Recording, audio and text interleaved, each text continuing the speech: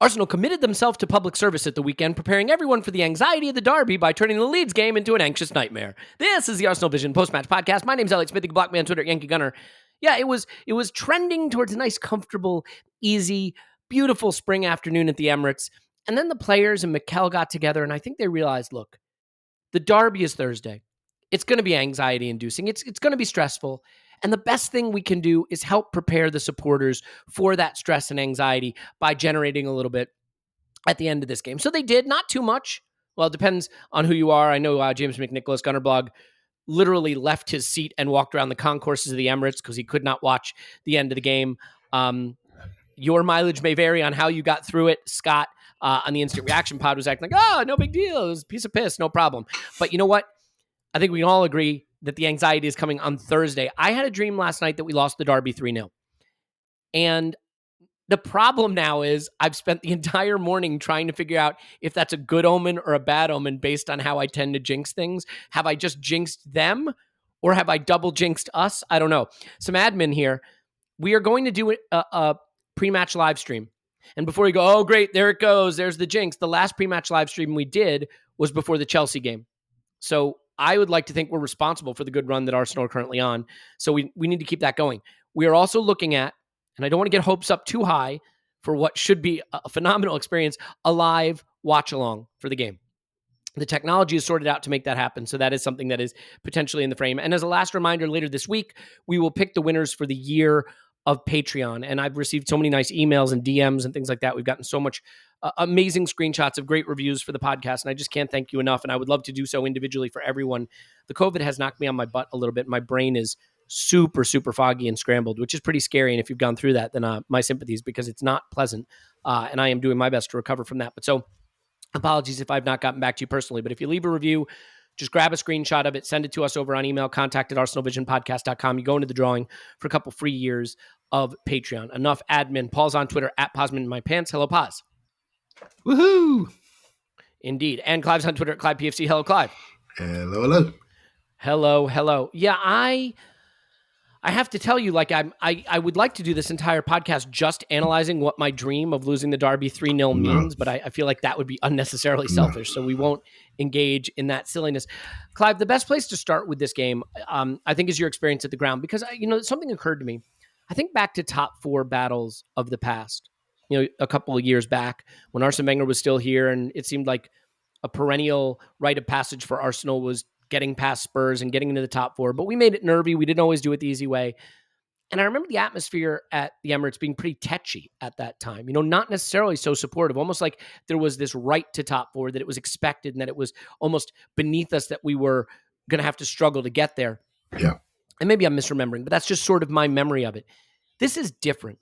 The atmosphere is just full-throated support. It is ebullient. It is 100% the fans backing the team, trying to drive them on over this line.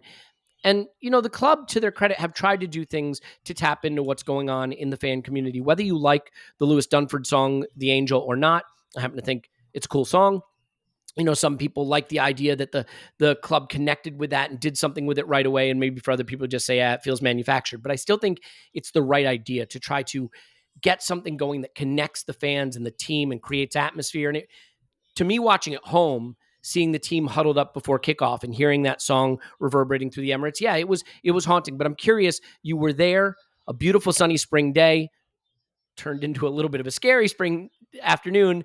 But how do you feel about the way that atmosphere is building at the Emirates, the way the club is working to create that, and how the fans are helping drive the team on? Yeah, so obviously the song is one thing. I think that happened sort of organically online last week. And it's obviously fed into the stadium, and they sort of played the whole song initially, but after the game they played just a bit that people know, and it works much better. Yeah, and it worked much better.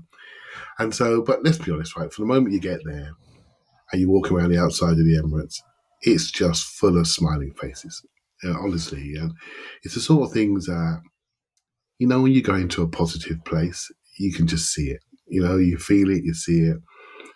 I go in and it's just all happiness, right? It literally is all happiness. And then we're open for an electric start, And that's exactly what you get. And sort of sitting in my seat, I'm looking around and it's full of colour. Obviously when it's a bit warmer, you tend to see a few more shirts about, the replica stuff is out there, and it just looks like a wonderful place to be. And then we play really well, and I can't really explain to you the positivity around the ground. I'm not someone who, it hasn't always been that way. It hasn't always been that way. In fact, if anything, we were defined by division and negativity, particularly in the last half decade. We, as a fan base, we have become known as the most opinionated. We got some very popular fans online. We have a huge online community, and we have some people. It's weird to talk about yourself in the third person, but okay, go ahead.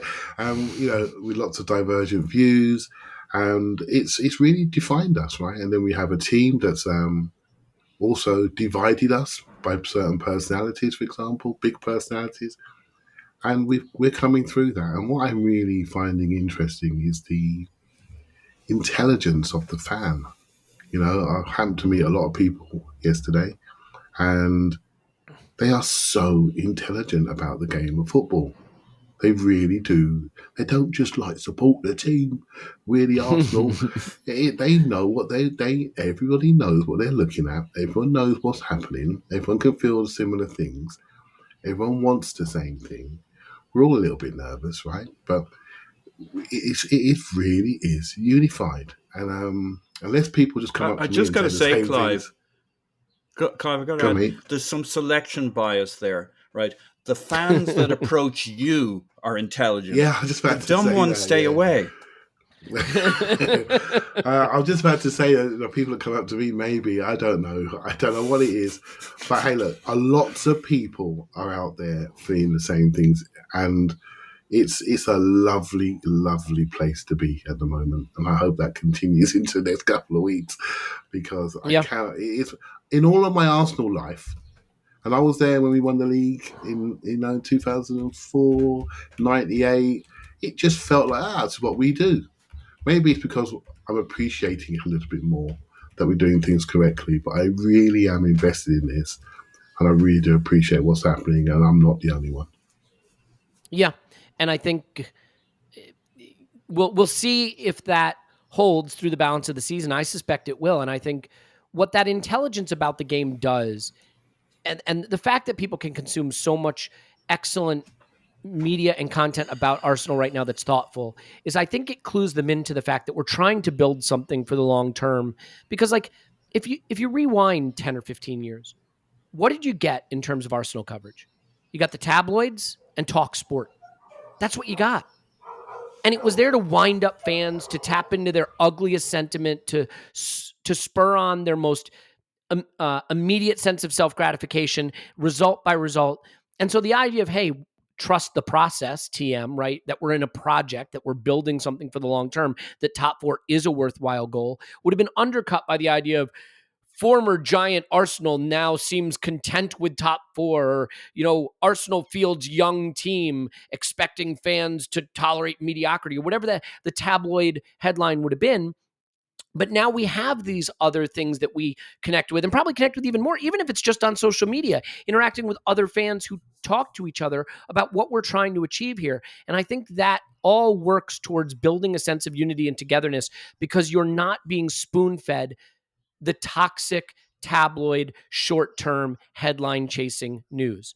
So here's why I think Arteta should be sacked for the last 10 minutes of this game. No, I'm kidding. Go ahead, Clive. What were we going to say? Just one last thing. So I met James in there kind of blogging in the pub, right, in the Tollington, and we just went for a quiet chat in the corner.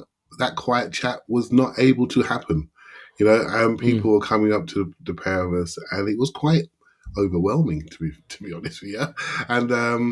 But it was all so positive and appreciative. And what, lads, come on, we've done this for a while, hundreds of episodes, and some of them are really hard to do when you have a painful loss. We have to almost lose twice, and it's hard work, right? But trust me, all I can say to you guys, and you'll know when you come over shortly, is that people do appreciate it a lot. They really do. Well, and we appreciate them. So, Paul, I would do 90, 100 minutes of navel gazing, but I want to get onto the football briefly and then get back to the navel gazing. I kid. Arteta did something really clever in this game, which is I think he looked at a Leeds team that is obviously beatable, as we proved, but has been, maybe a little more organized defensively under Jesse Marsch. And I think he rightfully recognized that the one place we could be hurt is Rafinha.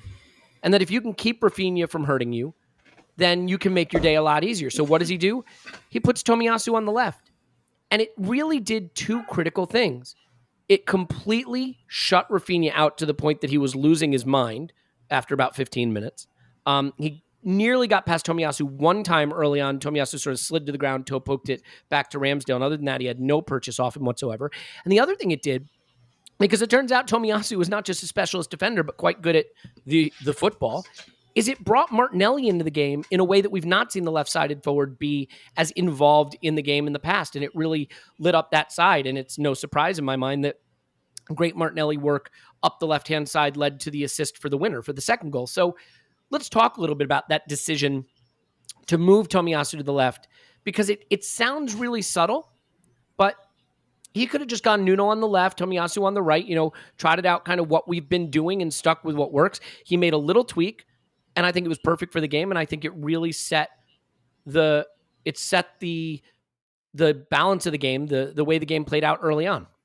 Yeah, I think that's right. Look, Rafinha was the danger man, so he stuffed that up and basically neutralized him, which means that Martinelli, having that combination on the left-hand side, Martinelli can target that space that Rafinha is always going to be leaving while he's attacking. So those were two good moves. And I think Eddie in particular connected well with that side, with Martinelli. And that's a nice partnership. We're used to seeing Lacazette leaning to the right and connecting with Saka and Odegaard. I think there's maybe a little bit more balance with Eddie, his combinations with Martinelli and that understanding, which I wouldn't have necessarily guessed was going to be the case, but it's how it's playing out, and it's being particularly effective for us. I think the choices on the left were part of an overall approach Arteta took, which was to lean heavily into pressing, attacking, keeping them in. Yes. And Leeds like to play out from the back, and they like to play out under Jesse Marsch. And he said, "Okay, we'll take that side of the bet, and we will full on go at you." And we saw that play out. Clive had a great section. His recordings he does at halftime and at the end of the game. Tim's done some similar stuff for us live from the game, basically. They tend to be on the instant reactions. Yep. Mm-hmm. Yeah. Mm-hmm. And he does a great little analysis of what we were doing. And I'm not going to butcher it. I'm going to leave that to him. But how we press and how we pressure. But you can see the evidence of it. You can see the outcome of it.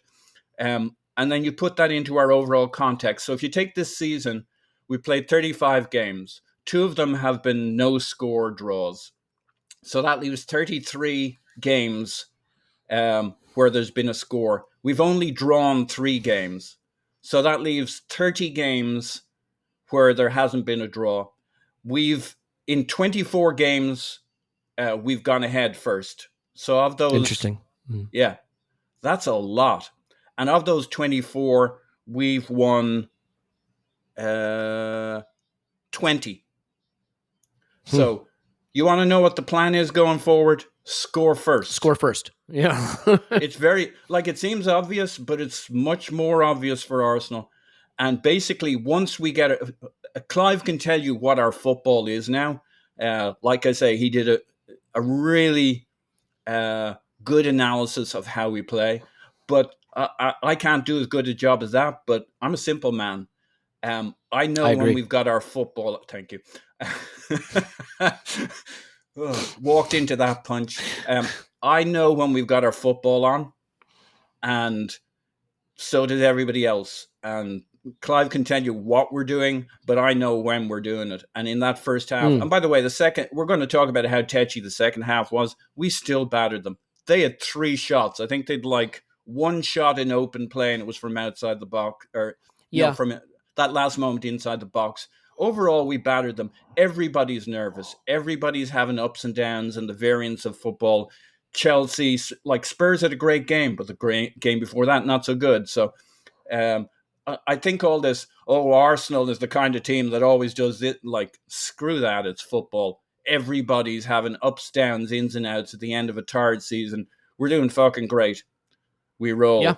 Yeah. And I mean, it's funny, right? Like, there's so much Arsenal stuff to talk about that ordinarily I'd be like, well, let's devote a portion of the podcast to United getting spanked 4-0 by Brighton and Chelsea collapsing to Wolves. And there's really just no time for it because we're just so focused on what we're doing. It would be pretty damn funny if Chelsea found a way to fall all the way out of the top four. And there were some great scenes of Todd Boehly, their new owner, looking disconsolate at Stamford Bridge, I presume after having had it explained to him which team is the one he just bought and why they didn't win the game, which I presume he expected they would do every time. So that was fun. But Clive, the interesting thing about the early stages of this game, the press was back. And one of the things that I thought during the losing streak that was interesting is we weren't as front-footed. You know, that press wasn't there as much. And to be fair, you know, like in the Southampton game, you can't press when they don't want the ball and they're going over the top. But like there was one point in this game where I think we're like 15 minutes in and we only had 45% possession, but all of Leeds' touches were in their defensive third. They couldn't get out. And, you know, it's worth pointing out before they got their random goal, this was 16-0 on shots, not shots on target, just shots in the game. This was one-way football dominance, and it was instigated by the pressing, not necessarily our passing game, but our pressing game. So you obviously had a great view of it from the stadium. And one of the things that you don't get on TV is the spacing of the players, you know, overall. I hope someday we will get what they call an all-22 in the NFL, a camera angle where you get to see all the players, because I think that gives you so much ability to analyze the tactics, especially when you're at the ground. But so you had that view.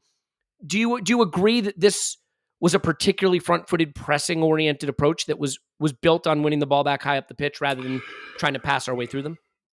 Yes, up to a point. And I always try to walk away from the ground with something new, right? And I try to share it out. So what really struck me was how we overloaded centrally. So this is what I tried to explain. So we overloaded centrally, tried to force them to clear the ball centrally. And as the ball was travelling, either it be short passes or longer passes, they tried to dink it forward.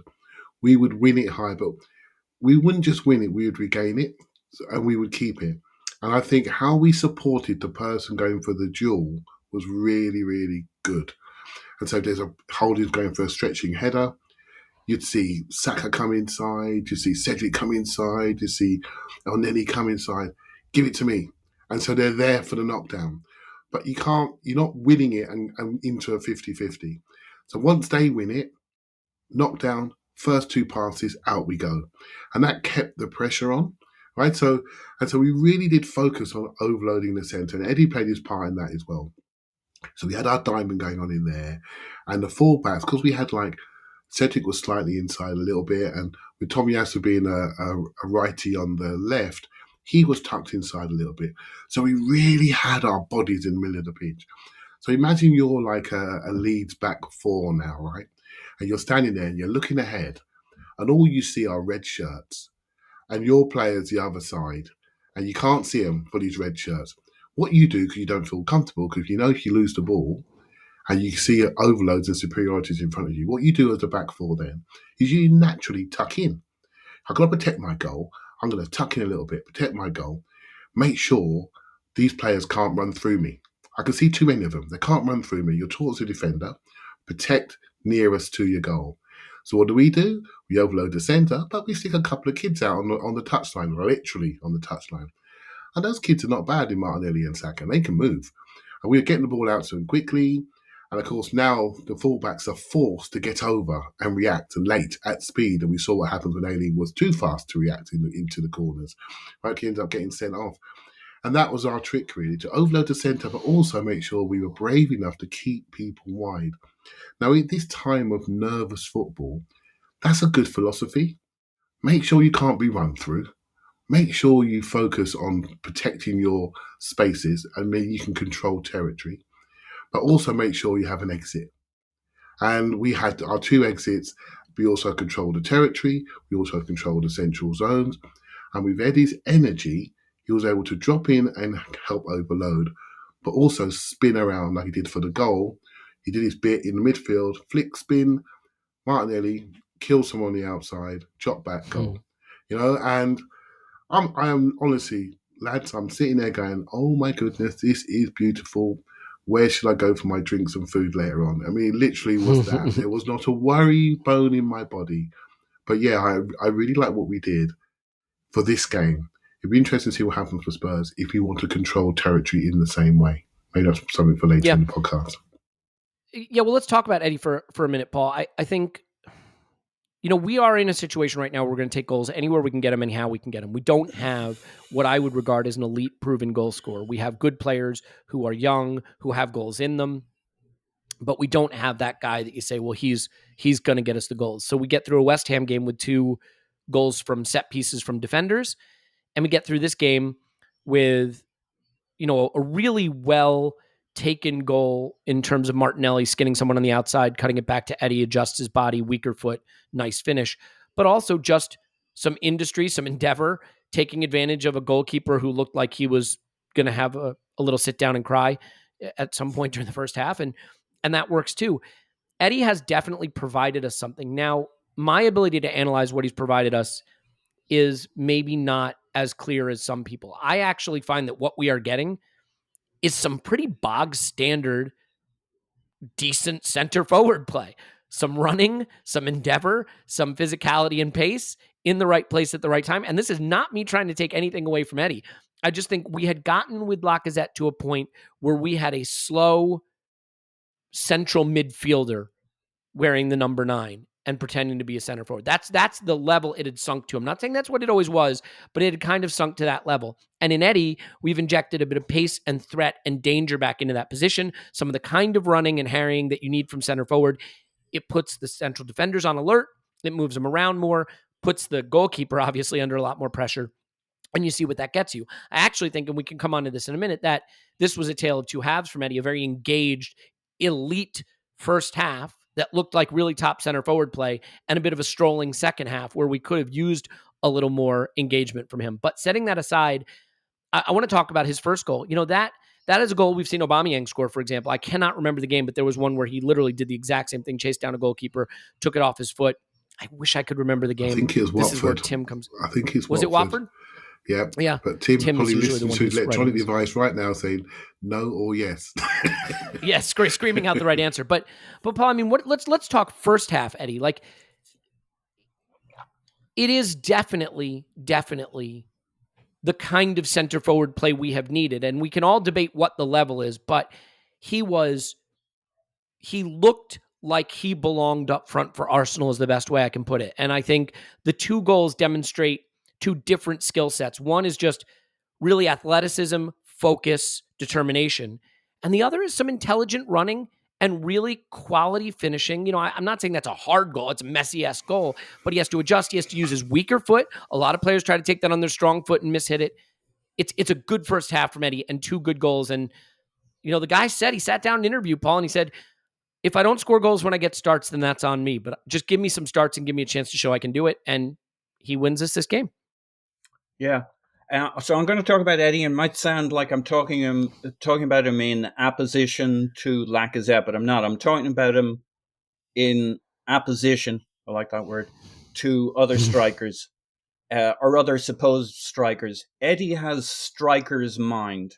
It's a very distinct thing. Like, Ollie Watkins is a very good forward. He doesn't have striker's mind. And that's not a reflection on his ability. I'm just saying there's a particular kind of player who's a striker. Lineker. Ian Wright. Berbatov. Particular kinds of guys who look very quiet and then they pounce. And like the first goal is Eddie. You can go to wildlife for your analogies. Eddie as a shark, slowly swimming away, turns around, and then 2 flicks of the tail, and he's there, right? Messier screws up there. Can I stop you for a second, just real quick on the shark thing? Yeah. For those of you who are not patrons, Paul trialed this on the instant reaction. It was met with at best mixed results. I don't think people appreciate it. And he was so emboldened by that mixed reaction that he's decided to trot it out again on the main pod. So there you go. You're not missing anything on either side of this beautiful piece of content. Go ahead. All right, scrap the shark analogy. It's like a big cat on the plains. They're walking around, they look lazy, they look tired in the hot sun. Suddenly they see the moment and they fucking go for it. They've spotted the zebra who's got a bit of a limp. That's Eddie, right? That's the first goal. Doesn't do much, you say? But like that last bit of movement and the way he gets his body and like, yeah, the tap in's simple, but the bit leading up to it, classic Eddie, right? We had a period of time with Eddie where we thought, oh, he's not very good. He's getting starts. This was, start of the previous season. We brought him in for Lacazette because Lacazette was struggling. Aubameyang was playing off the left. So we bring in Eddie. He's a few starts. Nothing much happens. We were playing in our own third. Eddie's a player you bring on when you're creating opportunities. He'll always meet and beat his XG.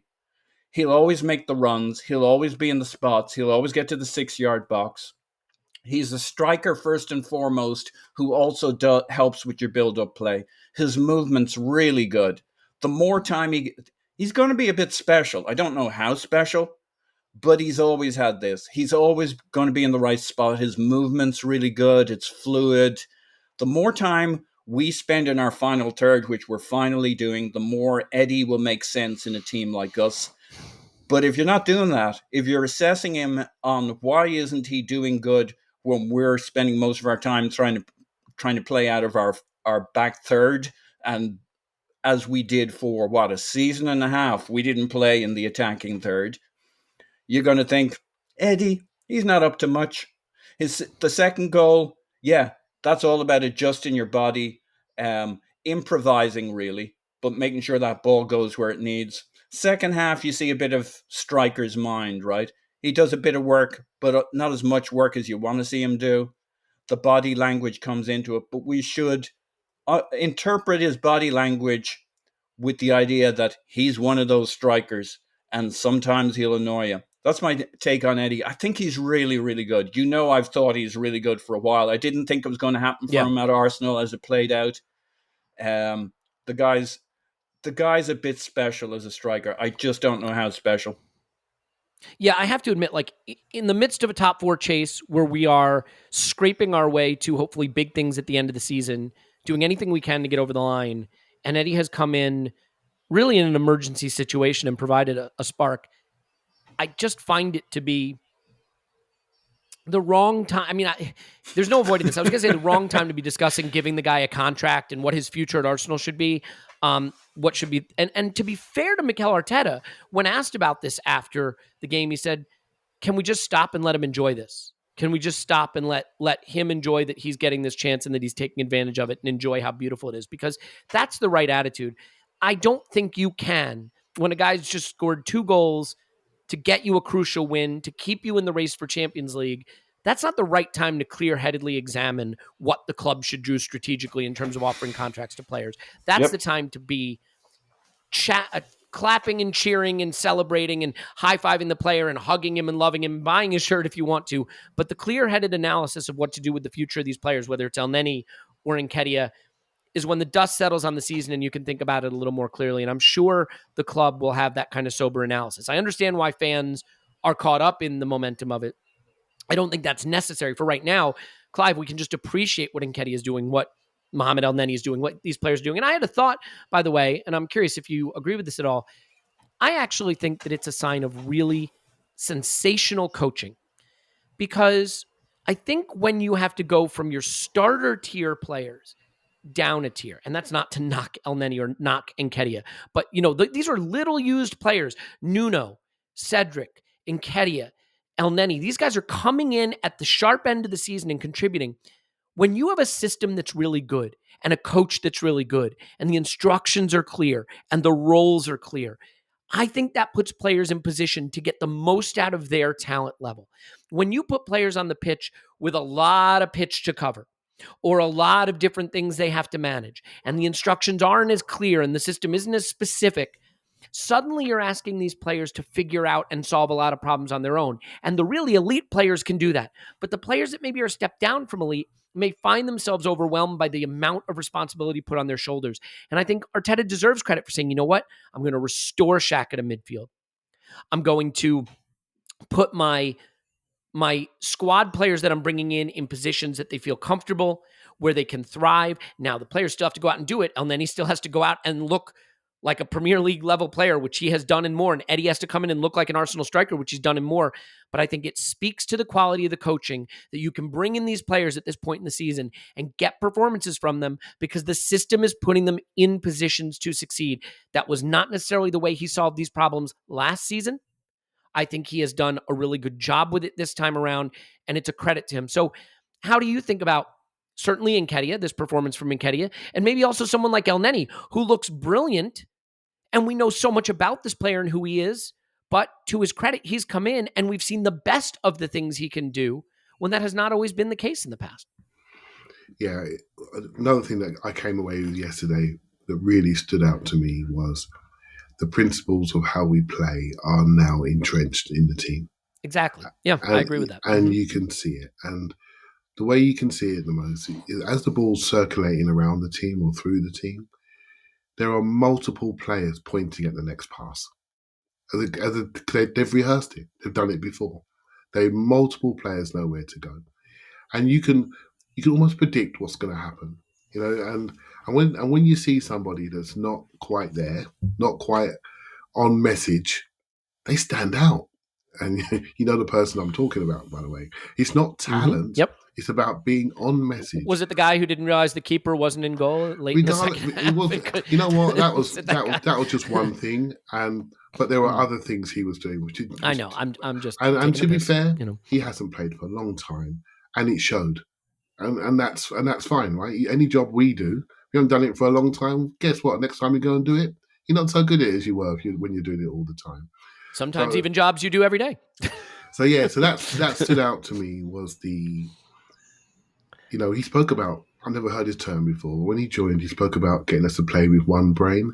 And I thought that was a beautiful term. And you can now see that. So within that, everyone has their role. And so Mohammed Elneny has his role. He knows exactly what it is. He knows exactly where he's got to go when the centre-back spin out to the outside.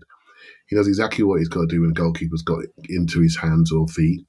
He's got to be available. He knows his two exit paths, normally to his, as he's facing his own goal, is to his left, which is easier for a righty. So he knows where he's going. So he plays on the tee there.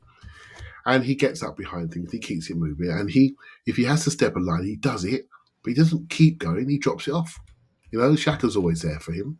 He drops it off. Eddie, last 2 games, 11 shots in 2 games. He had 6 at West Ham, didn't he? He had 5 at this one. And so, hold on, I sent up forward 11 shots. What the hell's going on there, right? So there were some ridiculous stats going around, something like Eddie's had more shots in the last 2 games than Lacazette had this season, or on target this season, something crazy like that. Yeah, and I'm Paul's analogy around him appearing and disappearing as such. That's really noticed. I really noticed that because in the second half, I can't tell you a single thing that he did. Honestly, I can't. But in the first half, I couldn't take my eyes off him. And he just appeared out of nowhere, just like he's just stealing money out of your pocket, And where's the wallet gone? He's gone, And literally was doing that, and so that for people who are not sure, and I was one of those not sure. I've still got issues around some of his stride pattern and shooting technique, but I had no issue with that second goal. That was just a thing of beauty. He had to take it early to beat it into the corner. He took it early. He wasn't on balance. Focused on the contact goal. Weaker foot. Mm-hmm. Yeah, focus on the contact goal. Simple as that. Swept in. Extraordinary goal. Really was top level. And he looks by far our best centre forward. It's not even a contest, and it shows you how quickly football can change because that was not the case. And I asked myself the question why I couldn't see it, because why I didn't see all of this.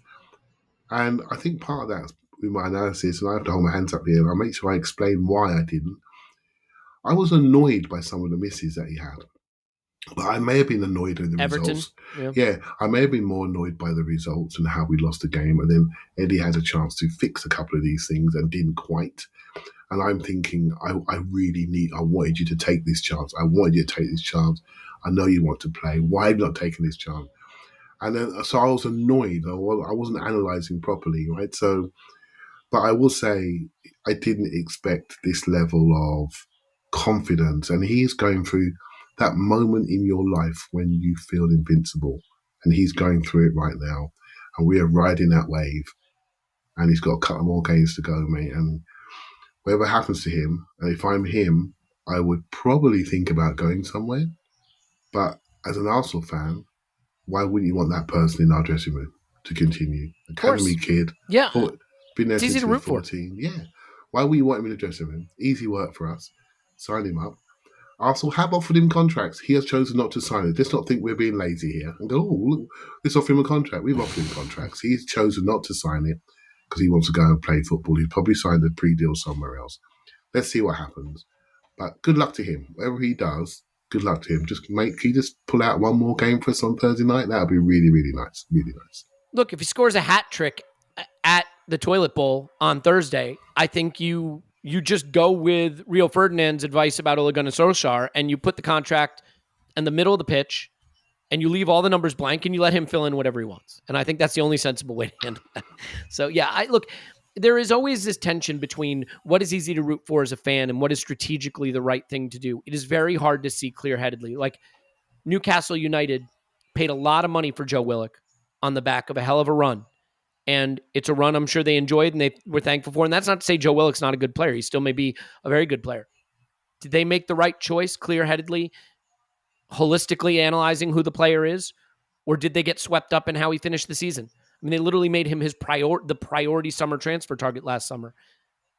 It's hard to say. It's hard to separate how you feel about a player in the moment from who the player is broadly. And with Nketiah, it's complicated, as Paul has repeatedly pointed out, by the fact that the guy just hasn't been given a lot of chances. For one reason or another, the chances have not been there for him, whether it's two expensive striker signings that came into the club around the same time he might have found his way in, a loan deal that for a variety of reasons didn't see him get opportunities. My instinct usually is when there's an elite player in there, they get chances. I mean, in the back of my mind, there's a part of me that says Arteta must have had just enough question marks about this player that when Lacazette was starting to dip, he didn't go to him sooner, but that could be wrong. He's getting his chances now, and there is no arguing, Clive, with what the guy is doing in his chance, and that's all he's ever said is, give me the chance and I'll show you what I'm about. To be fair to Arteta, he's always spoken well of him, far better than I have. Right? He's always spoken. But as Tim always points out, your playing time tells you what you think of the player, right? Like, but he's always spoken well of him, and I always listen to what the coach says and what other players said. And there was an interview. It may have been Holding and Ramsdale did a little interview, and they would talk about training. And you know, on a training day, they do the 8v8s. You can often see the pictures of the winning team online, right? The 8v8 games. And they both said everyone wants to pick Eddie in their team for the 8v8s. Because if Eddie's in your team, you win, basically. And there was no hesitation. You win. Finishing, ridiculous. Best finisher, simple as that. Everyone wants Eddie in their team. And I thought that was interesting because he was nowhere near the team at that point. Do you see what I mean? And I often say to my own coaches and stuff, the best selectors of teams are the players. You have to convince your teammates first, because if you don't, it will not work for you on the pitch. You know, we think, us fans, that you got to convince us. No, convince your teammates. The players almost select the players by how they play and the relationships within the team. And it's obvious within the club, within the squad, he has got a hugely positive reputation, and now we are seeing what they've seen at London Colney for a long time. There's just no arguing what he's done. Yeah. Mm-hmm. Yeah, I think you got to separate out a team that's creating a lot of chances versus a team that isn't. In a team that creates a lot of chances, it's like your 8v8 in training, right? Eddie's gonna kill you. And like, we haven't seen anything else. I know I'm getting out my ski tips with Eddie here. You know, I followed him for a long time. I signed up to following Leeds and became a Leeds video member when he was at Leeds. I've only done that for two players, for Smith Rowe at Huddersfield and for Eddie at Leeds. And you know that I went on about how he was actually good at Leeds. He just had Bamford ahead of him. And Bielsa loved the way Bamford played, but it was really good for Eddie and really good for his education. And he said so himself. And at Arsenal, he has Lacazette, he has Aubameyang, both captains in their turn. There's no, like, you can say, like, if he's really good, he should get minutes. But the coach has to decide to take the most important player out of the mix out to put Eddie in. And it's only a question of, is this the right time? Is this the right time? So it's not like other positions on the pitch where he's going to get a lot of minutes because you got three midfielders and you got this and you got, like, there are no other moving parts for Eddie. The coach has got to pull Aubameyang and Lacazette, and we weren't creating chances when Eddie did come on. So now we're seeing Eddie, when Arsenal's an attacking team, creating chances in the final third, and you think, ooh, where did that come from? If you're not that kind of team, Eddie doesn't make a lot of sense. If you're creating chances, you need somebody. Like, there was a while we were saying, we're creating all these chances, we need somebody to put the ball in the net. That's who Eddie is. And he's going to get better. He's 23 years old. Yeah. I don't disagree with that. Yeah, go ahead. I was going to say that's actually a good point, because I'm thinking back to when Eddie did well, and it was normally in lower level games when we had the ball a lot. Do you know what I mean? And it may have been the League Cup, and we may have thought, well, actually, it was a level, not how we were playing. Do you know what I mean? And the amount of territory that we had. We've obviously got a lot more control now because our principles are in place and a lot more solid. And I think Paul makes a good point, right? We're playing in a part of the pitch that suits him. And I think that's why we're seeing a little bit more. We're going to create XG. We just need somebody to finish it, and Eddie's a finisher. But then again, I was going to criticise myself now, because at West Ham, when we were pinned into our own half and we had to exit down the sides, he was able to do that as well. So when we were squeezed in a little bit and we were trying to protect the lead, he had the ability to say, you know what, lads, I know you're under a bit of pressure. I'm going to take Zuma for a run. Right? So I think he's just developing. He's just a late developer that's just developing, and he's found his moment, and we just have to accept it. And my hands are held up, and mate, just keep going, son. Keep going. It's funny because at the beginning of the season, we were really struggling to control games and create chances, and that had been an issue. And we were playing with Aubameyang up front, and there was sort of this sense that we can't use Aubameyang. We need someone who can, hold up play, back to goal. We need Lacazette. Lacazette comes in, we look a lot better, and everyone buys into the idea that hold up play was what was missing. But oh, by the way, behind the scenes, there was this 4-3-3 shape developing. There was a pressing game developing. There was territory being won, and we were starting to push up the pitch. And the irony is we've now found our way back to a striker who's playing a little more like how Aubameyang would have done it. But because of how the principles of play have been put into place, we can now use that player more effectively. And to be fair, sometimes I think we get too caught up in styles and not caught up enough in quality. And let's just say it. Eddie is better than Lacazette right now. Eddie is a better footballer than Lacazette at this point, and he is playing better football, and we are better for it. Before we move on to second half stuff and looking ahead a little bit, and there's a lot more incidents in the game to get to, but Paul, one of the big incidents is the red card. And it's absolutely shocking that it required VAR to get it done, but it did get it done. I mean, if that's not a red card, nothing is a red card. It's a lunging 2-foot challenge showing both studs up off the ground. I mean, it's as bad as it gets, but it does wind up being a red card. And it doesn't surprise me that it was a challenge on Martinelli, who, for whatever reason has kind of become polarizing. And I think it's very easy to understand why he's polarizing a little bit, because when you have popular players competing for the same position in the starting 11, people are going to have a favorite, right? So right now, there's nobody pushing Bukayo Saka for a place that anyone would care to see come in. So it's easy to love Bukayo. You're going to love Bukayo Saka anyway. Eddie Nketiah, same thing. No one wants Lacazette coming back in. But on that left-hand side, people love Smith Rowe, as they should. Academy kid, very talented, lots of goals this season. And some people think Martinelli should keep his place. And so that's created a little bit of a polarization to the analysis. I thought this was a great Martinelli game. He creates the second goal brilliantly on his own. He was skinning people down the left-hand side, and I don't think it's a surprise, as I said earlier, that he gets a good fullback on that side, and it brings him into the game more. It doesn't surprise me that he's the one that triggered the red card, because they really couldn't live with him, and eventually they decided to to have a go at him. And ultimately, I also think the advantage of the game he was having is that Rafinha couldn't just sort of sneak up the pitch and be a little more adventurous because he had to help back. So for me, Martinelli, aside from the Nketiah goals, was the one who caught the eye in the first half. And I'm wondering how you felt about his performance and the fact that he ultimately creates the frustration that leads to the red card. Yeah, I think Martinelli was man of the match. I don't really get the polarization over him. Maybe it's just that some people love Smith Rowe, right? It's that simple. Yeah, but maybe it's also the strength of your endorsement for Martinelli or something, and I'm not associated. People just want to disagree with me because, they're both great players, and there are games that suit Martinelli, and there's games he's been great and games where he's been okay. Like, he was man of the match. He absolutely tore them apart down that wing. That's where we hurt them. That's where the goals came from, in effect. There were plenty more goals. He swung in a brilliant cross in the first half that I think it's Tomiyasu just misses. But anyway, he everything he does down that side, he embarrasses Ayling to the point where Ayling gets his moment. His head's gone at that point. He's had enough of Martinelli, and he's like, I'll make it look like I was vaguely interested in the ball. The amazing thing is he straight legs it, two legs. Both sides of the ball, doesn't touch the ball. He just goes for the player. I was astounded it was not a straight up red card. Don't even think about it. It was almost like he wasn't trying to hide it.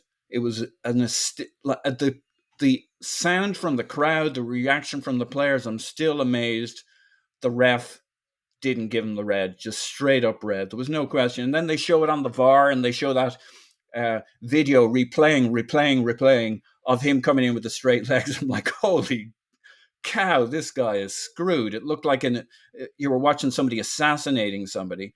He was toast from the moment they started showing that bit of repeating video on VAR.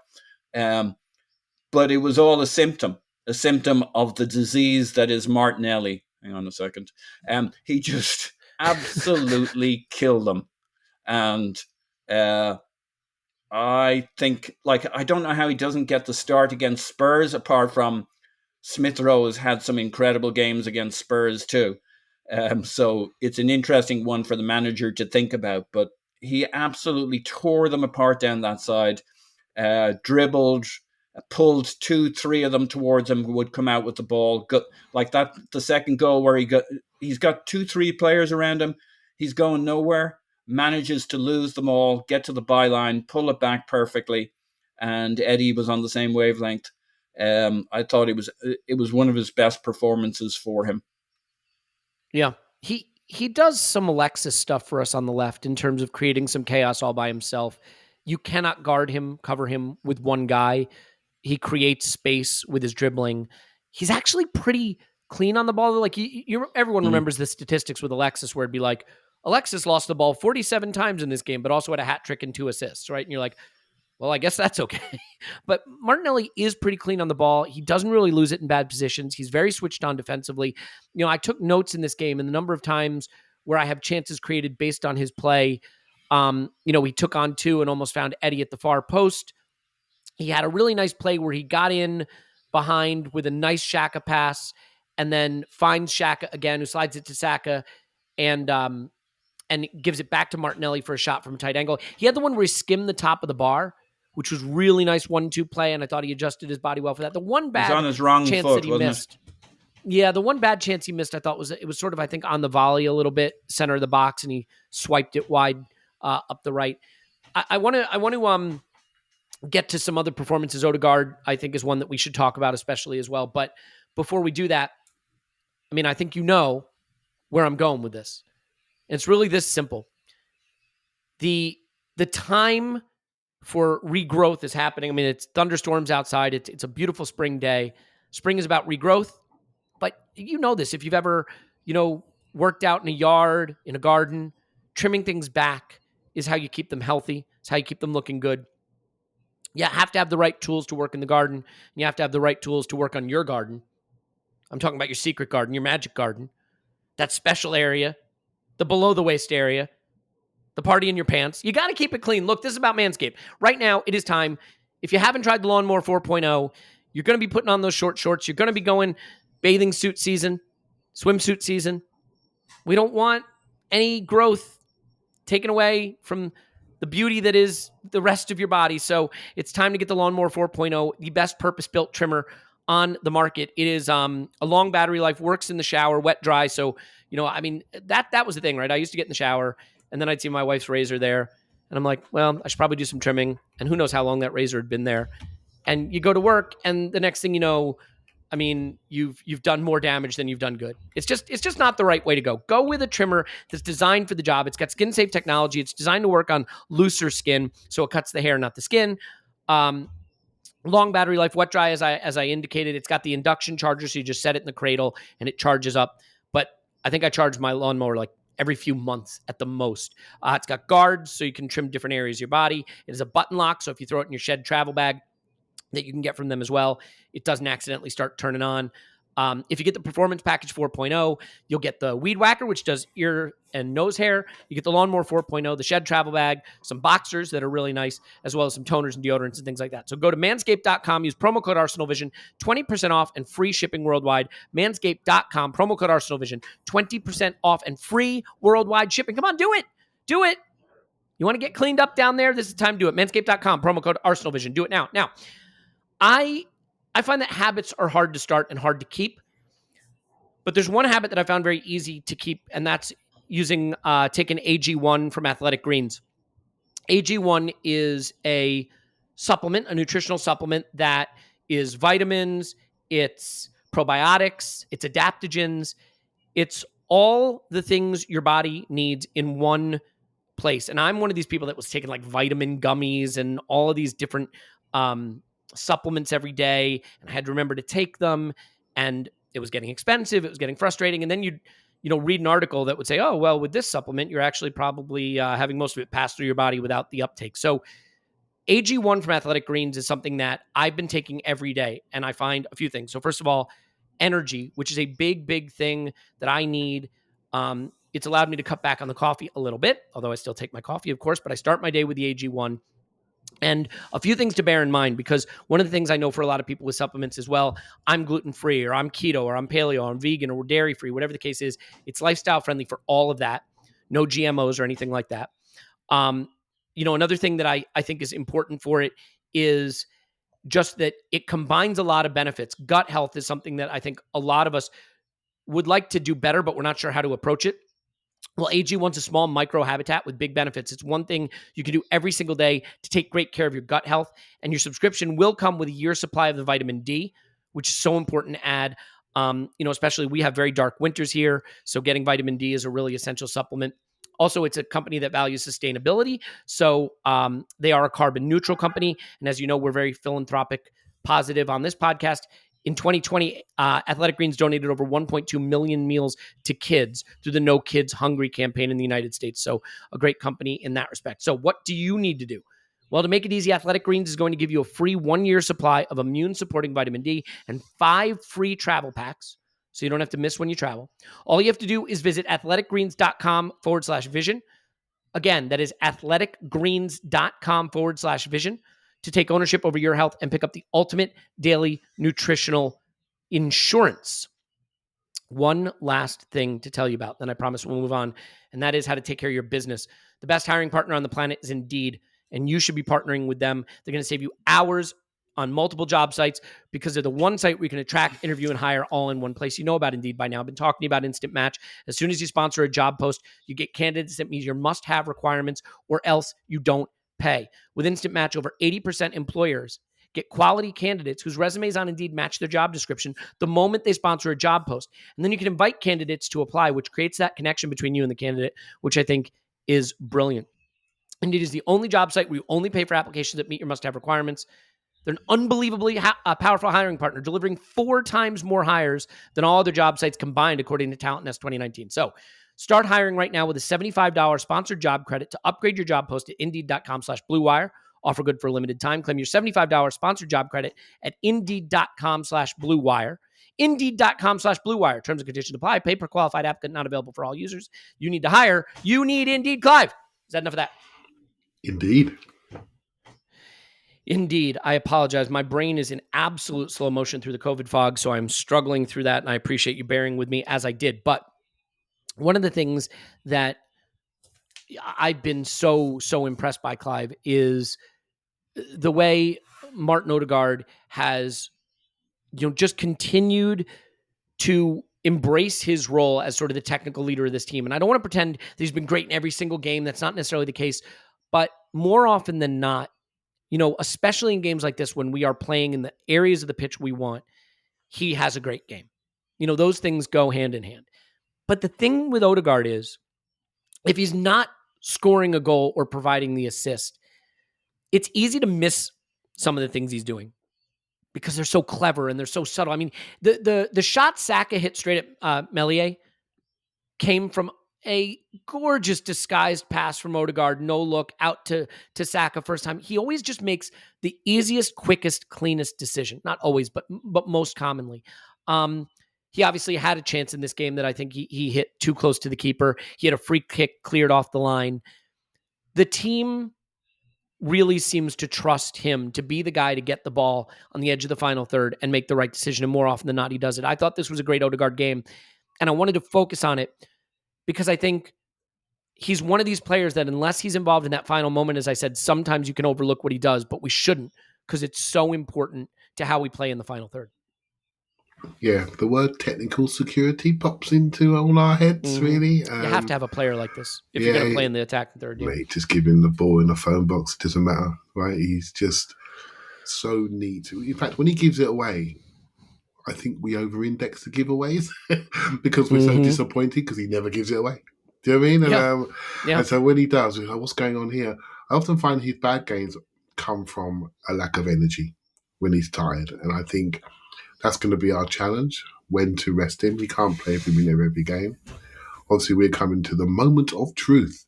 And so that's not going to happen. But next season, we have to think about this. And potentially our buys in the summer may allow us to do that. Or Smith Rowe allow us to do that.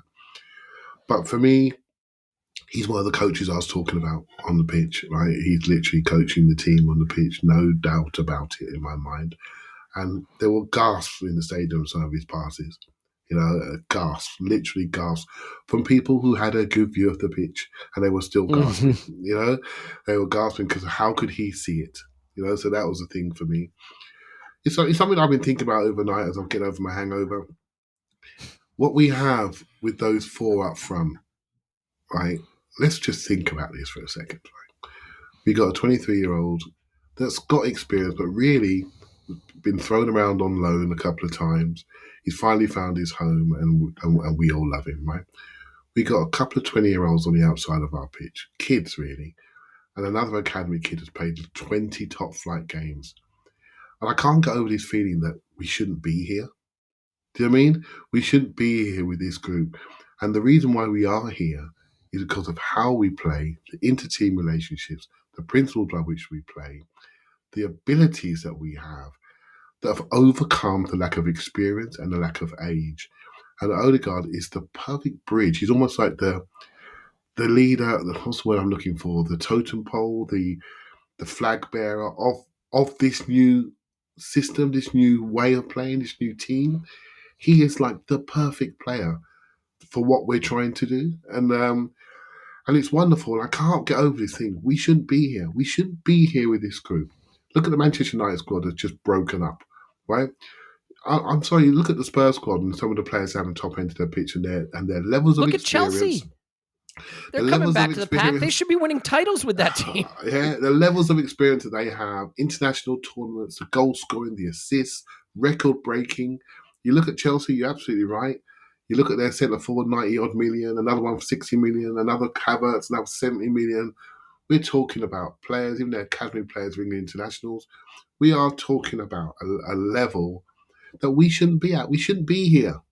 We shouldn't be here. And why are we here? Because of everything we talk about on this podcast. How we play, the unity, the principles, the pattern, the crowd. The crowd know we shouldn't be here. So they think, you know what, I better do my bit, right? Even the online community is starting to get on with each other, right? So it's changing because we know we shouldn't be here. We know that every single detail of how we approach this is going towards getting us where we need to get to, right? So, and yeah, I can't get over that front four. Just think about it for a second. Think about it, And you add Smith Rowe into that as well. And Lacazette has played his role because he enabled those kids. He gave them the confidence initially to say, I can do it at this level, until he ran out of puff, right? So now he needs something else. I will not dismiss what he did when Aubameyang went away. We need to lean on him significantly to get these guys to realise they belonged at this level and they could score. He just went too far the other way. We needed something else to lift them, and now we have that in Eddie. So Odegaard's the only issue I have is post-internationals, funny enough. When he goes away with Norway and he comes back, we lose him for 2 or 3 weeks. And I think the next phase of Arsenal will be to make sure we have somebody else that can take that technical leadership. But Elliot, you're right to highlight him. He was a joy to watch, a joy. Yeah. And I mean, I think there are people that have been a little bit burned by Ozil, especially late period Ozil, and analogize Odegaard to Ozil because, again, the technical security, the creativity, some of the passes they play. But what you get in Odegaard that maybe we didn't always get in Ozil is an off-the-ball work rate and a box-to-box sort of all-court energy that you need to be competing at the top of the table. He is not out there strolling, waiting for the ball to come to him.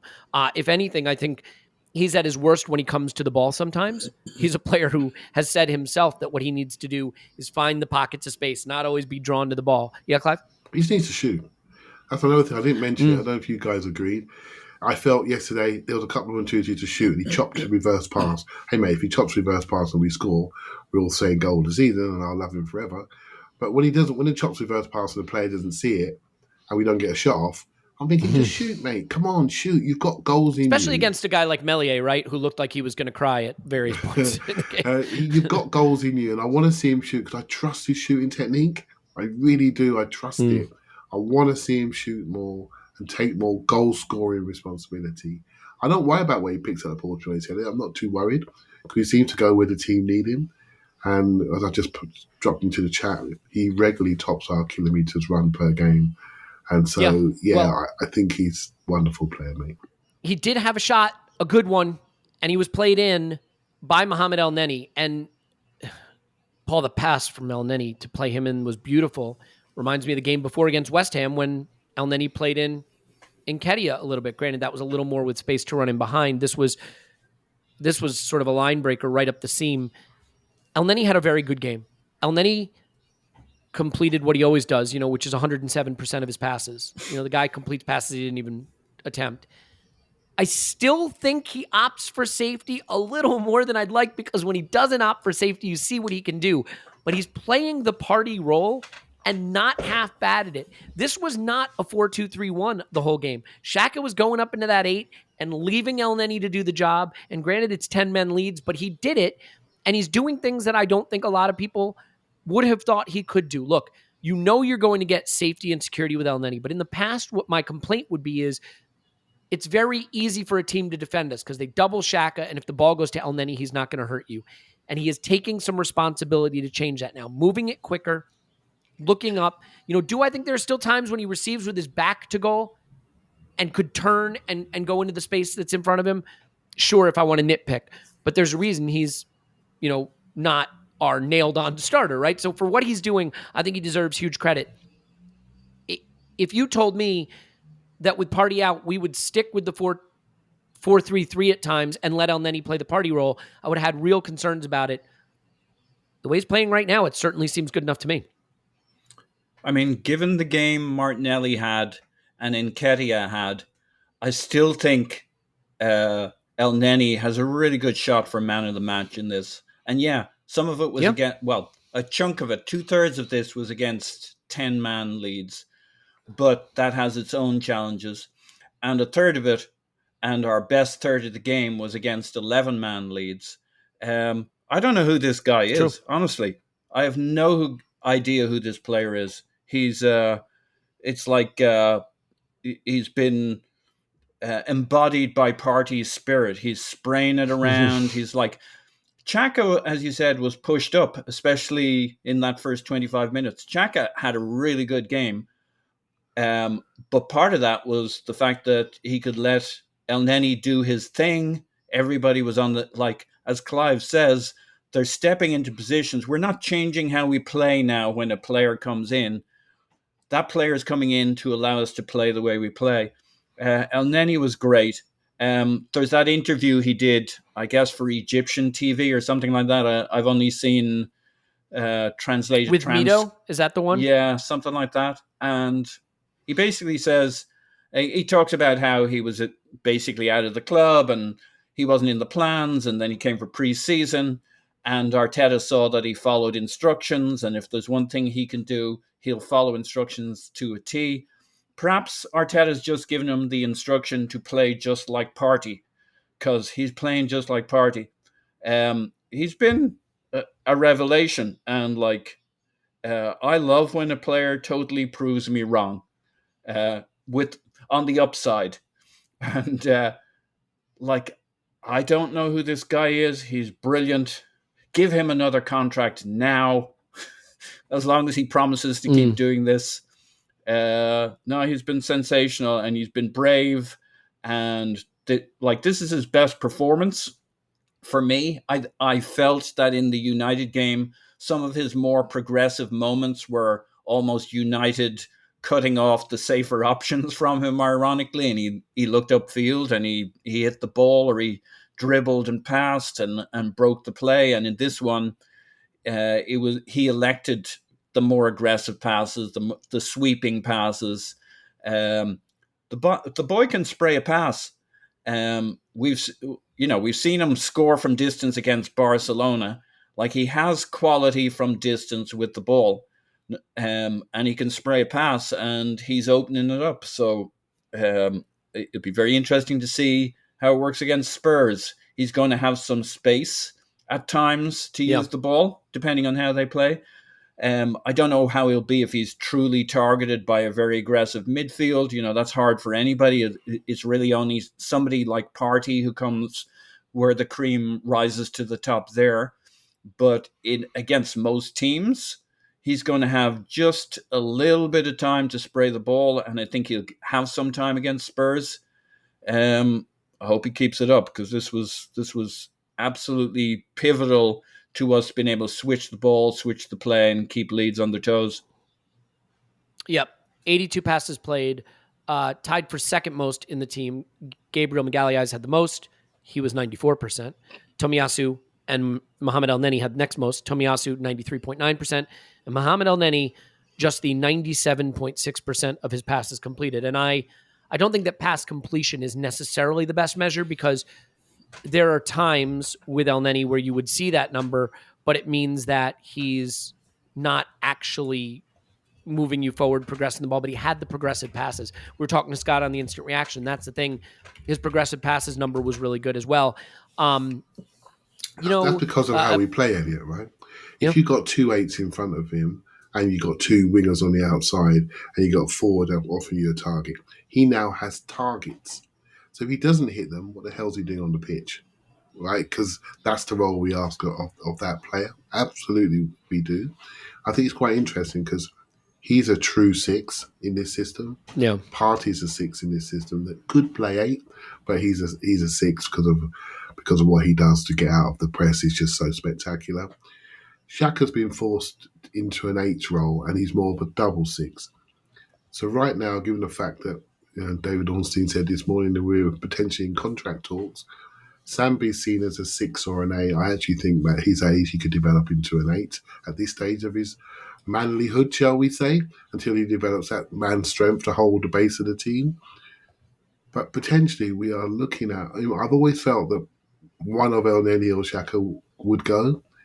And if we get to the promised land, I wonder if Xhaka will see this as his job done for Arsenal Football Club. And that could be the change. And it'd be so. Yeah. We wouldn't have said that a few months ago, would we? We'd have said, Elneny's going and Xhaka will stay. But we'll see, right? We'll see what happens in the end.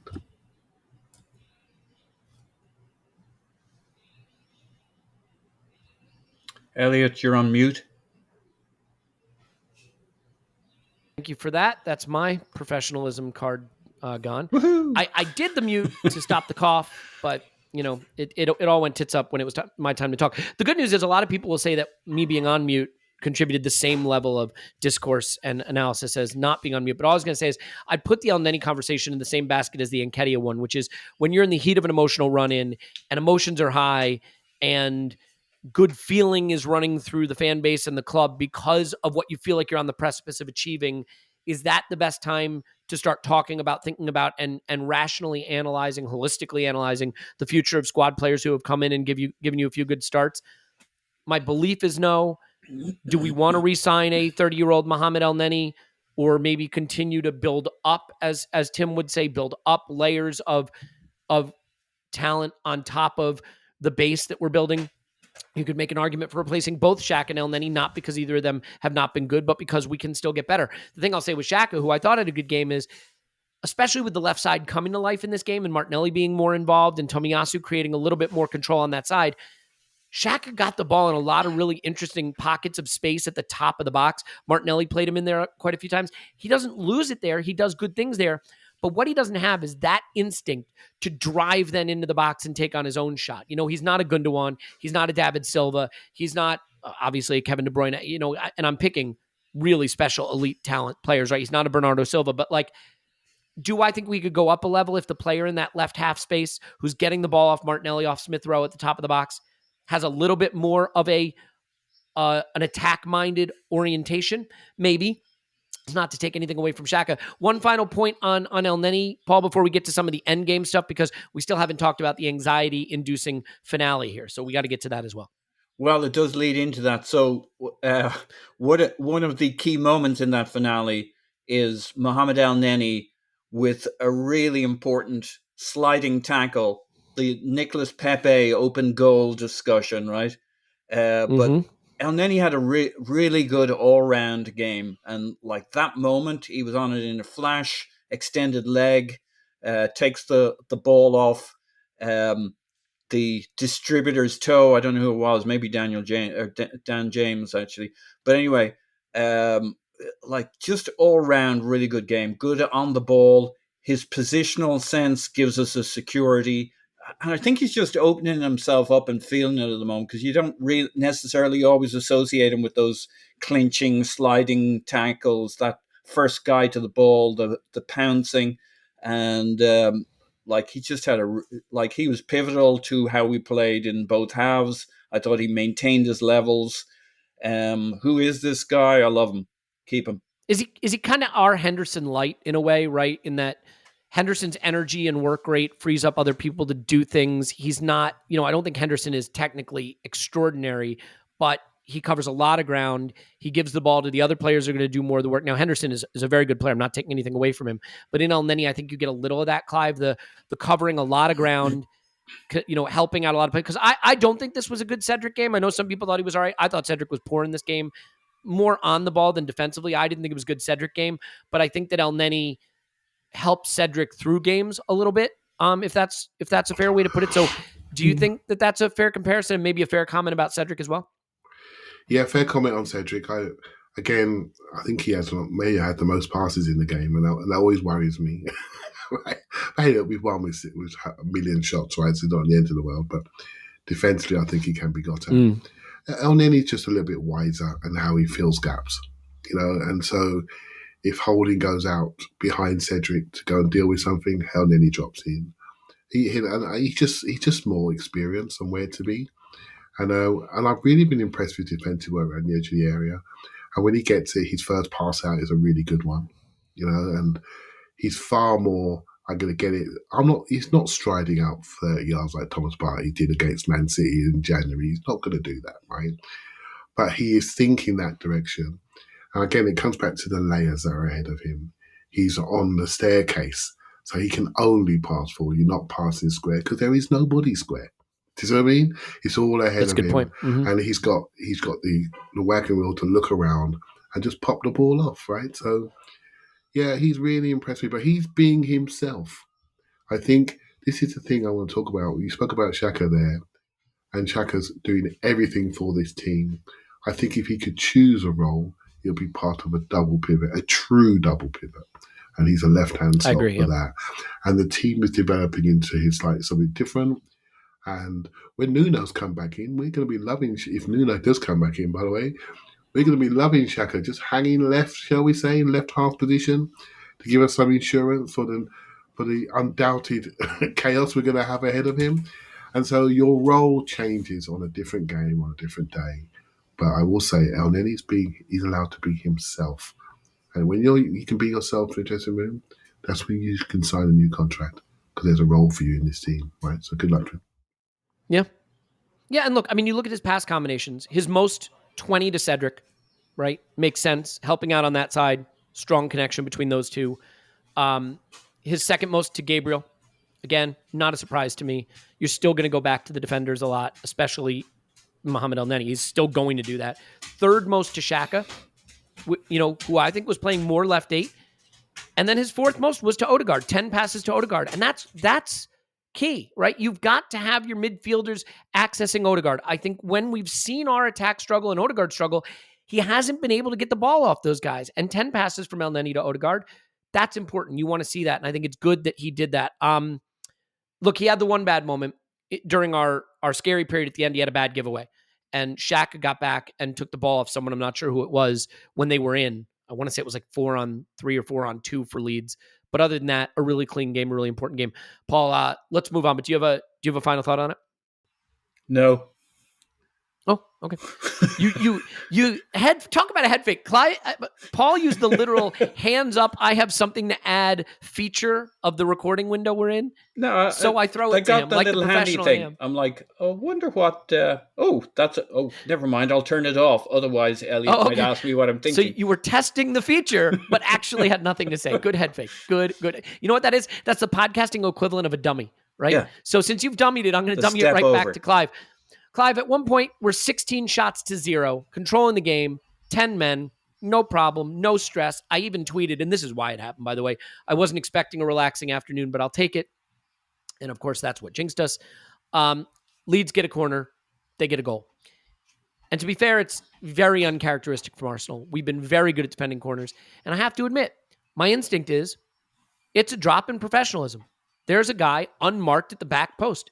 That doesn't happen if everyone's switched on. This wasn't sensational corner routine that flummoxed us or just big, strong bully who bullies us and there's nothing we can do. This is not tracking a runner and letting him be wide open on the back stick and no one covering the back stick. And I just, I'm not going to bang my shoe on the table about it, but I think it's a reminder that this isn't going to be easy and we can't pretend it's going to be easy. And it set off what I thought was a kind of tetchy end of the game. Now, look, on XG, I think this was 3 to 0.4.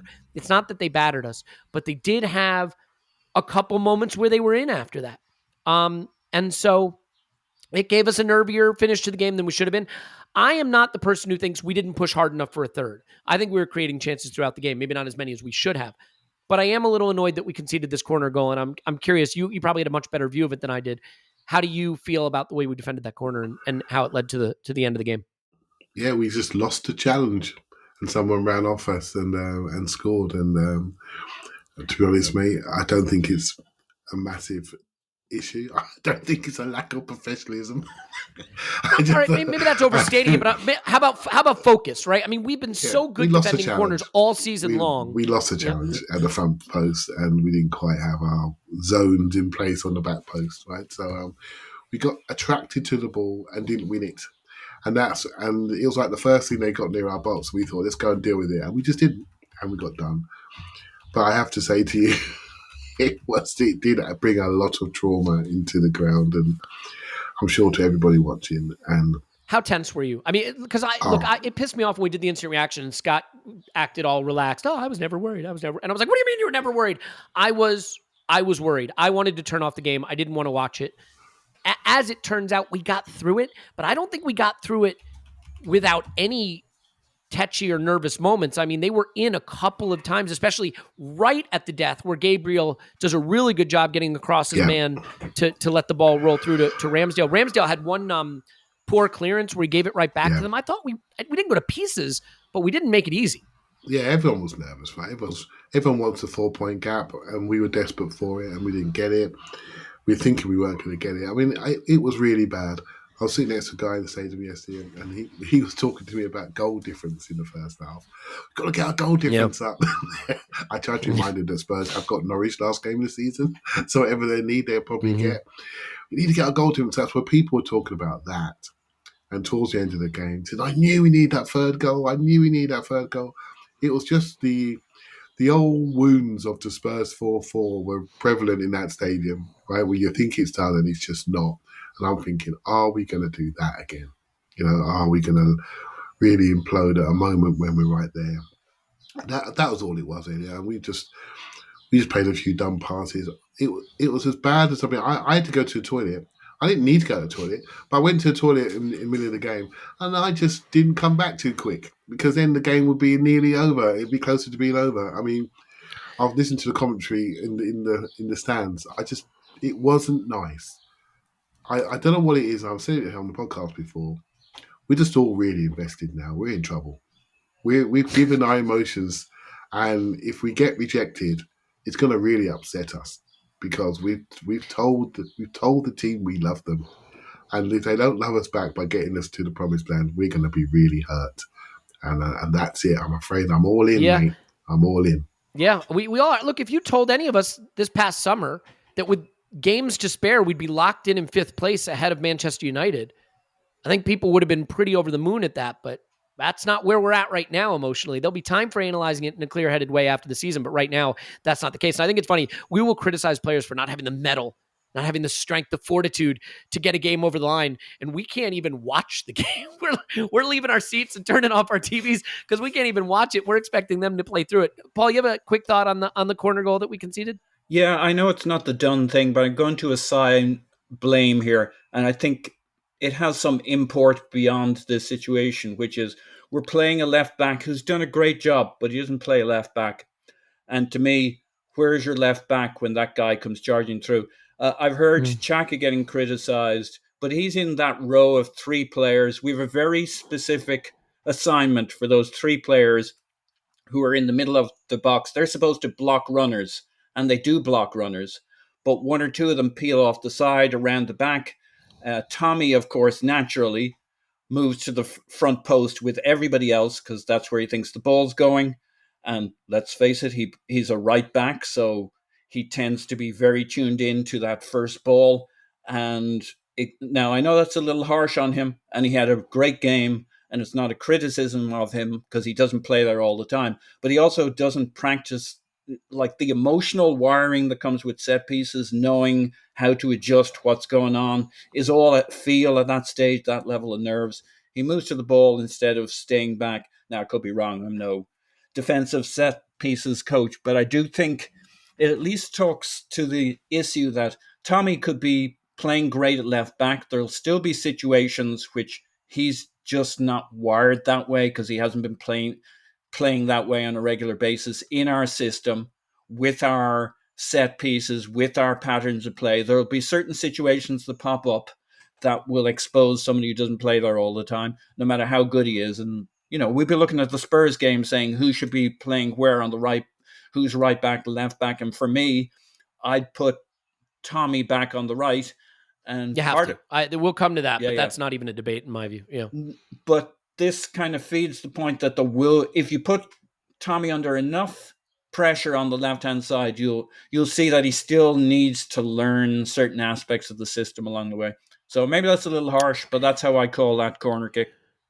No, and to be fair, as I watch it again, maybe I'm a little harsh on saying it's not a clever routine or anything. It is a pretty clever. I mean, it's a near post header flicked on, which is not unusual, but who's their number 5? Defender number 5. He makes a little run and then seals off 2 Arsenal players so that you've got a man free on the back corner, a back stick. But like Tomiyasu, to your point, goes completely walkabout. Like he chases the ball. Maybe I've got this wrong because it doesn't look like a lack of concentration. I think you're right. I think Tomiyasu just kind of misses his assignment and he goes and chases the ball. Look at all that space on the back post.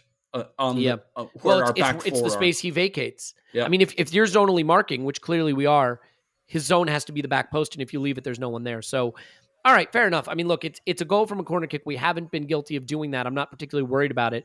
It did make for a nervy finish, and Clive, like one thing that I think is interesting, I'm pretty sure it was planned that Saka was going to come off in this game and get a little extra rest.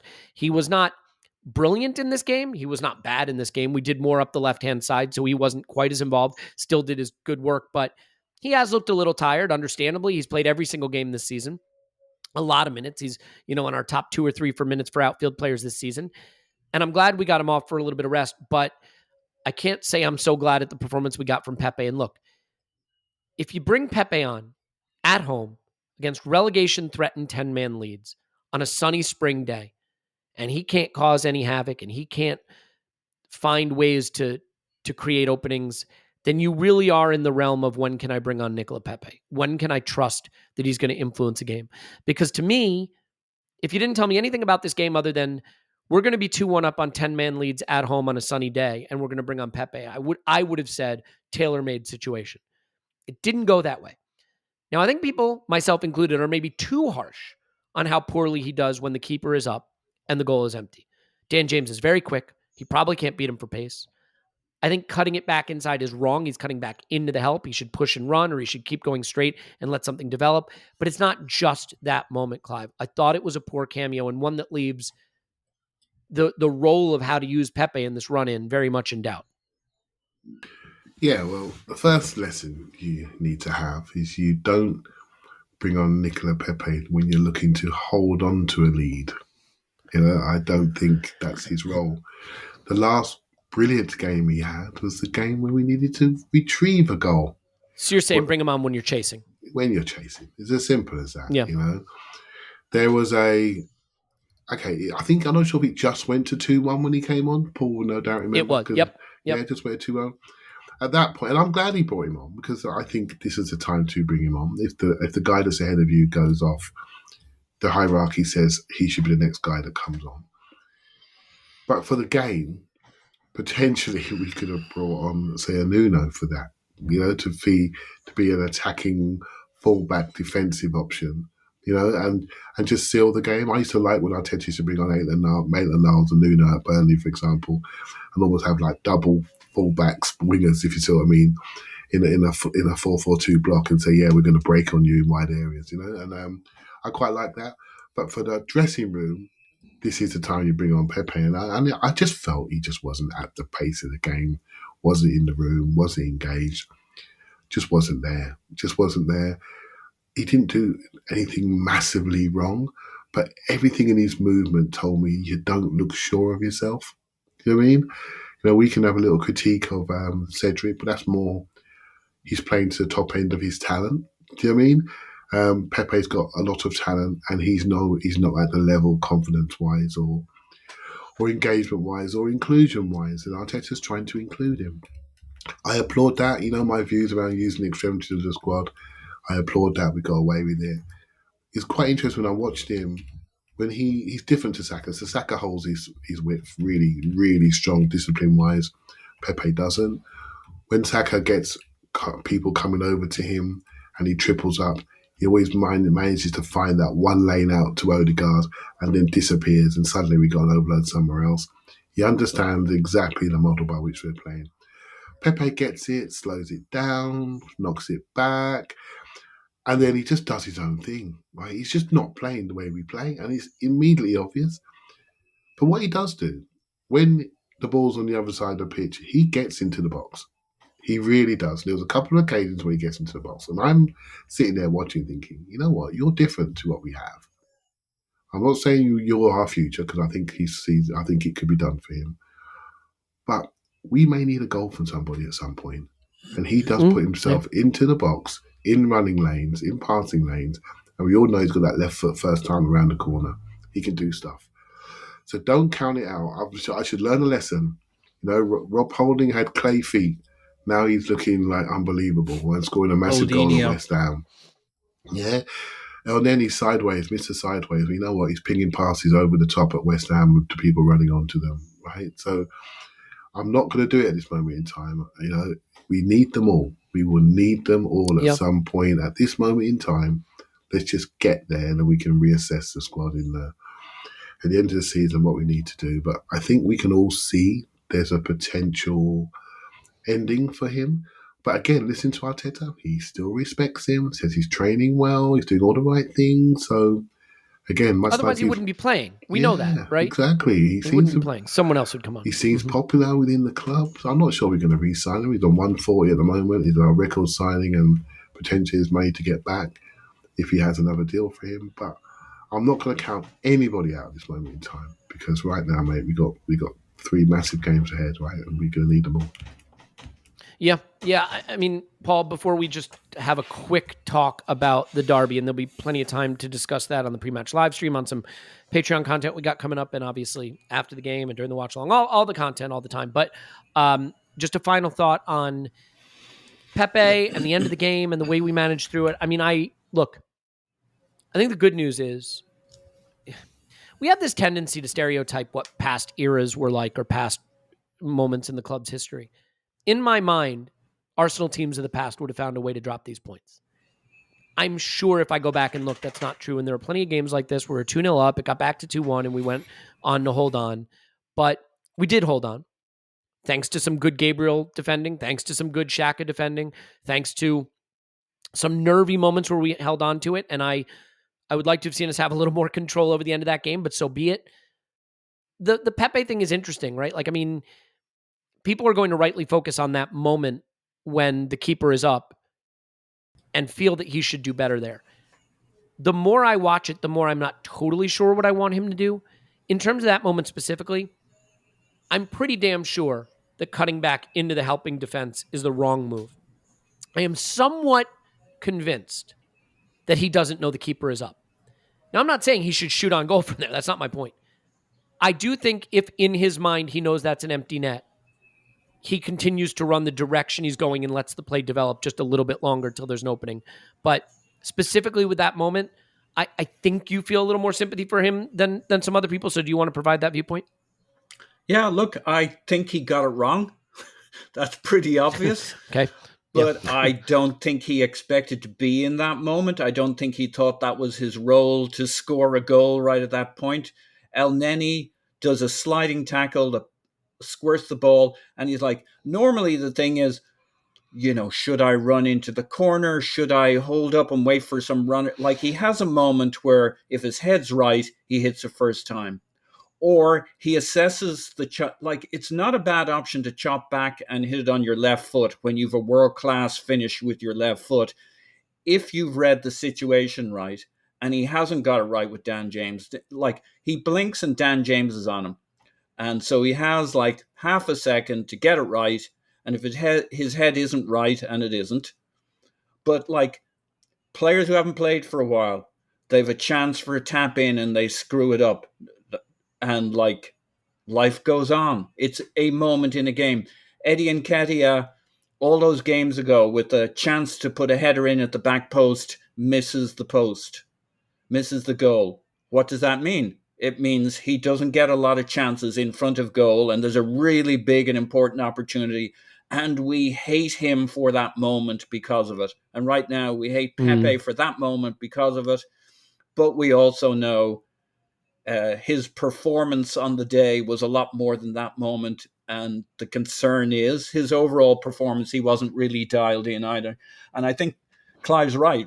You want to bring him on when you're chasing a game. Except mostly we're not chasing a game because we're the team who scores first. So we also know he needs some minutes. And Clive said that a lot. So guess what? He's probably going to be getting those minutes when we're not chasing a game. And so the manager is a very tough job. He wants Pepe engaged. He may need that goal before the end of the season in kind of broken, chaotic play when only a Pepe can step up and just bang it in out of nowhere, and we love the guy. So we've got to give him minutes. These are the minutes he has for him. Plus, Pepe came on 1 minute after they scored, so he was probably thinking, we had a 2-goal lead, time for Pepe to show what he can do in a kind of a more contained, more positive environment. Suddenly, holy shit, we got to hold on. The problem with analysis at this time of the season is we're all fine with it's only the result that matters. We'll let go of the performance. But unfortunately, that leaves you with the situation where you're literally shitting yourself because literally the only thing matters is the result.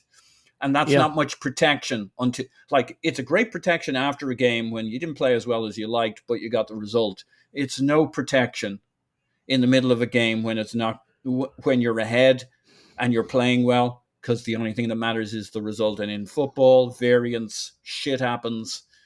Everybody's going to have, you're going to have games where we look tired, not on it. And, so our analysis, like, at the end of the day, who cares how Pepe played? Because you go on to the next game and it'll be different, right? This player is good, then he's bad. That player is bad, then he's like, the end of the season is going to be really uneven. Cedric, right? You can go all over the place. I actually thought Cedric was pretty good in this. I thought he was bad against United in the first half, good in the second. Like, at the end of the day, we're just trying to fall over the line with the best 11 we can put out. And it's also the case that if we are going to maybe get caught up in the euphoria of a performance from Elneny or Nketiah, we may wind up being prone to getting caught up in the disappointment of a poor performance from a player like Pepe. And managers can't afford to think like that. You either trust their talent and what they're doing in training and that you can use them, or you don't. And I think the fact that Pepe came on at all means that there's some trust there, even if it's fractured. Clive, we'll get out of here, but it's obviously now this simple. If we win the derby, we are in the Champions League. If we draw the derby, we can win one of two and make the Champions League. If we lose the derby, we can still make the Champions League. We have to win both. I think you know which my preference would be. Doing it on their pitch, at their ground, winning, sealing it, that would be great. I think the draw puts us in a position where I would back us to do it, but I would love us to do it before the Everton game so we can just focus on the drinks on that day. That would be my preference. And also have the live event in London just be a celebration, a coronation, rather than a hand-wringing, anxiety-inducing moment. But the biggest thing I want to ask you about the derby is I believe that we should stick to our principles of football most times. I'm not sure I believe it in this game. When it comes to counterattacking football, there may not be a better team in the world than Spurs in some respect because Kane and Son are so devastatingly good. And when they have to break down low blocks, that's not as much their strong suit. There is a part of me that thinks bring in White and Holding and Gabriel and Tomiyasu and sit Xhaka and Elneny in front of them and put Saka and Martinelli a little wide and up the pitch, letting Nketiah drop in and provide a little defense, however you have to do it, and try to hurt them on the counterattack. Just don't wind up in a situation where you're saying, how did we let Son and Kane get in behind and score on the counter? That's basically it for me, because I think they've got one move, but they're real good at that one move, Yeah, they're good in the counter. I think what Spurs did well against Liverpool, they covered the pitch nicely. Their wing-back stayed wide. And they did quite well. They were brave with Sessegnon in really brave, keeping him high, which I thought was very, very smart. They obviously wanted to pin Trent back and force Henderson back to cover him. So that was their plan there. And Emerson Royale was okay on the right-hand side. They didn't get a chance. Liverpool didn't really. What Liverpool did stupidly, they did over 40 crosses in the game. And what Spurs do is they keep their centre-backs nice and narrow. They win the ball and they break. So crosses, you're giving the ball away. Liverpool crosses are fantastic, obviously. But you are giving the ball away. All you're doing is giving away into their area, mostly. So Trent put in over 20 crosses in that game. So, and he's the best there is at it, right? And I don't want to see... I don't want to see Cedric put in mid-table crosses from a halfway line and watching Spurs run through our midfield, because we won't be loving Elneny after that. Because one thing he isn't good is big spaces and tracking across the ground.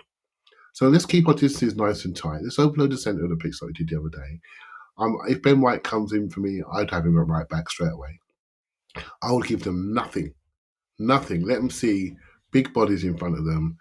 Nothing. Keep our spaces nice and tight, and then make sure we can expand on them. Control possession. Get them nervous, right? Every minute that goes by. There's one result for Spurs. There's only one. And they want to win this game. There was a period in our history, a long period, whenever we played Spurs, they were able to get two results and get a clap off their fans. They could get a draw or a win. We had to beat them because we were expected to beat them. Spurs have to beat us. They have to come out and play us. So make sure we don't concede early. don't play the game they want to play on the counter. Make sure we control the game, get their crowd really nervous. Play short passes, not big swinging crosses, short combinations.